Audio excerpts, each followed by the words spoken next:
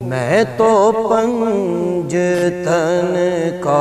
غلام ہوں۔ الحمدللہ رب العالمین والصلاة والسلام علی سید الانبیاء والمرسلین، اللہم صلی علی سیدنا و مولانا محمد وعلی آلہ واصحابہ وبارک وسلم وصلی علیہ۔ السلام علیکم خواتین و حضرات، داستان کربلا کے ساتھ آخری پروگرام کے ساتھ 10 محرم الحرام کو آپ کا میزبان محمد جنید اقبال حاضر خدمت ہے۔ ناظرین، ہمارے لیے 10 محرم الحرام کا سورج آج طلوع ہوا ہے، مگر ہم تذکرہ شہادت میں پہلے سے ہی یوم عاشور کی ہولناکیوں اور امام علی مقام امام حسین رضی اللہ تعالی عنہ کے رفقا کی جانثاری اور میدان کربلا میں ان کی جرت و بہادری کا تذکرہ کر رہے ہیں۔ جب ایک ایک کر کے امام علی مقام امام حسین رضی اللہ تعالی عنہ کے تمام احباب مقام شہادت پر فائز ہو گئے اور مسافران کربلا میں مرد حضرات میں صرف اور صرف حضرت زین العابدین رضی اللہ تعالی عنہ اور امام علی مقام امام حسین رضی اللہ تعالی عنہ رہ گئے، تو قافلہ سالار کربلا خود جنگ کے لیے تیار ہوئے، قبائے مصری پہنی اور امامہ رسول صلی اللہ علیہ وآلہ وسلم سر پر باندھا، سید الشہداء امیر حمزہ رضی اللہ تعالی عنہ کی سپر پشت پر رکھی، حضرت حیدر کرار کی ذوالفقار آبدار حمائل کی، اور اہل خیمہ نے اس منظر کو ناظرین کن اکھیوں سے دیکھا ہوگا کہ امام علی مقام امام حسین رضی اللہ تعالی عنہ میدان میں جانے کے لیے گھوڑے پر سوار ہوئے۔ اس وقت اہل بیت کی بے کسی انتہا کو پہنچتی تھی کہ نازوں سے پلے بچوں کے سروں سے شفقت پدری کا سایہ اچھنے والا ہے،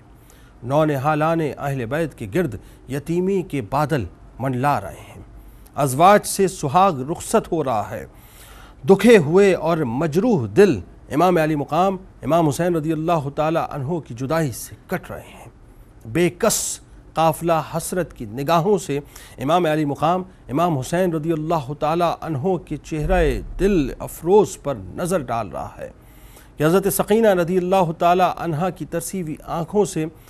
پدرے بزرگوار کا آخری دیدار کیا منظر پیش کرتا ہوگا ناظرین، کہ آن دو آن میں یہ جلوہ ہمیشہ کے لیے ہم سے رخصت ہونے والا ہے۔ اہل خیمہ کے چہروں سے مکمل طور پر رنگ اڑ گئے ہیں۔ خاندان مصطفیٰ بے وطنی اور بے کسی میں اپنے سروں سے رحمت و کرم کے سایہ گستر کو رخصت ہوتے دیکھ رہا ہے۔ امام علی مقام امام حسین رضی اللہ تعالی عنہ نے اپنے اہل بیت کو تلقین صبر فرمائی، رضائے الہی پر صابر و شاکر رہنے کی ہدایت کی اور سب کو سپرد خدا کر کے میدان کی طرف رخ کیا۔ ناظرین، اب نہ قاسم ہیں، نہ ابو بکر و عمر و عثمان و عون و عباس رضوان اللہ تعالی اجمعین ہیں جو حضرت امام علی مقام امام حسین رضی اللہ تعالی عنہ کو میدان جانے سے روکیں اور اپنی جانوں کو امام پر فدا کر دیں۔ علی اکبر بھی آرام کی نیند سو گئے جو حصول شہادت کی تمنا سے بے چین تھے۔ تنہا امام علی مقام امام حسین رضی اللہ تعالی عنہ ہیں اور آپ ہی کو دشمنوں کے مقابل جانا ہے۔ ناظرین، امام علی مقام امام حسین رضی اللہ تعالی عنہ خیمے سے چلے اور میدان میں پہنچے۔ حق و صداقت کا روشن آفتاب سرزمین شام میں طلوع ہوا، باطل کی تاریکی اس کی نورانی شعاؤں سے کافور ہو گئی اور مصطفیٰ کریم صلی اللہ علیہ وآلہ وسلم کا فرزند راہ حق میں گھر لٹا کر کنبہ کٹا کر سر بکف موجود ہے۔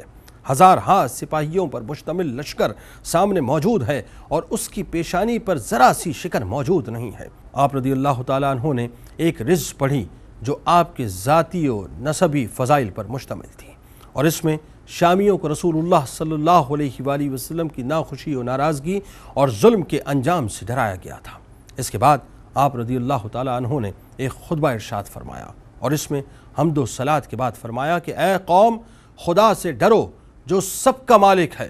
جان دینا جان لینا سب اس کی قدرت اور اختیار میں ہے، اور اگر تم خداوند کریم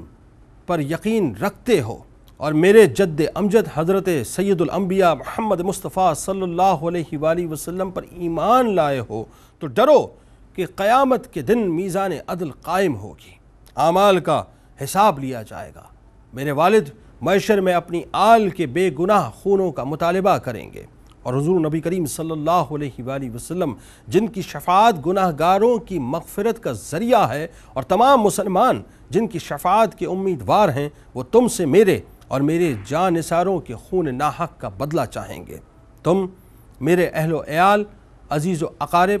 اصحاب و موالا سے 70 سے زیادہ شہید کر چکے ہو، اور اب میرے قتل کا ارادہ رکھتے ہو۔ اگر سلطنت کی تمامیں میرے در پہ آزاد ہو تو مجھے موقع دو کہ میں عرب چھوڑ کر دنیا کے کسی اور حصے میں چلا جاؤں، اور اگر یہ کچھ منظور نہ ہو اور اپنی حرکات سے باز نہ ہو تو ہم اللہ تعالیٰ کے حکم اور اس کی مرضی پر صابر و شاکر ہیں۔ حضرت امام علی مقام امام حسین رضی اللہ تعالیٰ عنہ کی زبان گوہر فشاں سے یہ کلمات سن کر کوفیوں میں سے بہت سے لوگ رو پڑے۔ ناظرین، دل سب کے جانتے تھے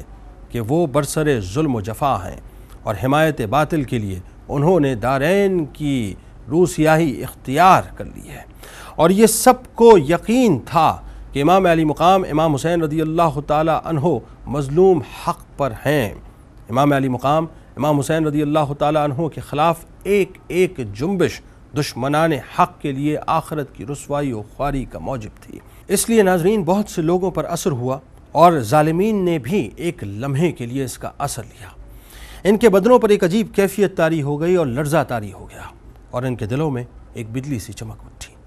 لیکن شمر وغیرہ بدسیرت کچھ متاثر نہ ہوئے، بلکہ یہ دیکھ کر کہ لشکریوں پر حضرت امام علی مقام امام حسین رضی اللہ تعالیٰ عنہ کی تقریر کا کچھ اثر معلوم ہوتا ہے، تو کہنے لگے کہ آپ ابن زیاد کے پاس چل کر یزید کی بیعت کر لیجئے، ورنہ جنگ کے سوا کوئی چارہ نہیں ہے۔ امام علی مقام امام حسین رضی اللہ تعالیٰ عنہ کو انجام معلوم تھا، لیکن یہ تقریر اقامت حجت کے لیے فرمائی تھی تاکہ کوئی عذر کسی بھی قسم کا باقی نہ رہے۔ سید الانبیاء صلی اللہ علیہ وآلہ وسلم کا نور نظر، خاتون جنت بی بی فاطمہ الزہرا رضی اللہ تعالیٰ عنہا کا لخت جگر، بے کسی، بھوک، پیاس کی حالت میں آل و اصحاب کی مفارقت کا زخم دل پر لیے ہوئے گرم ریگستان میں 20,000 کے لشکر کے سامنے تشریف فرما ہے۔ اپنے فضائل سے اعداء کو اچھی طرح سے آگاہ کر دیا، مگر 20,000 کی تعداد امام علی مقام امام حسین رضی اللہ تعالیٰ عنہ کو بے کس و تنہا دیکھ کر جوش بہادری دکھانا چاہتی تھی۔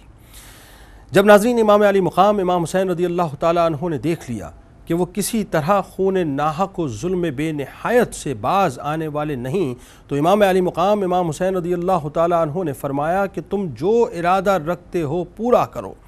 اور جس کو میرے مقابلے میں بھیجنا چاہتے ہو بھیجو۔ ایک بے حیا ابن زیرہ کے مقابل تلوار چمکاتا آتا ہے، اور امام تشناکام کو آب تیغ دکھاتا ہے، پیشوائے دین کے سامنے اپنی بہادری کی ڈینگیں مارتا ہے، غرور و قوت میں سرشار ہے، آتے ہی امام علی مقام امام حسین رضی اللہ تعالیٰ عنہ کی طرف تلوار کھینچتا ہے۔ ابھی ہاتھ اٹھا ہی تھا ناظرین کہ امام علی مقام امام حسین رضی اللہ تعالیٰ عنہ نے ایسی ضرب لگائی کہ سر کٹ کر دور جا گرا، اور غرور و شجاعت خاک میں مل گئی۔ دوسرا بڑا ایک نعرہ مارا اور پکار کر کہنے لگا کہ بہادران کوہ شکن شام و عراق میں میری بہادری کا غلغلہ ہے، دنیا بھر کے بہادر میرا لوہا مانتے ہیں، آج تم میرے زور قوت سے کسی طور سے بچ نہیں سکو گے۔ ابن سعد کے لشکری اس متکبر سرکش کی عجیب عجیب باتوں سے بہت خوش ہو رہے تھے، اور یہ دیکھ رہے تھے کہ وہ کس قسم کی باتیں کر رہا ہے، اور سب دیکھنے لگے کہ کس طرح امام علی مقام امام حسین رضی اللہ تعالیٰ عنہ سے مقابلہ کرے گا۔ لشکریوں کو یقین تھا کہ امام علی مقام امام حسین رضی اللہ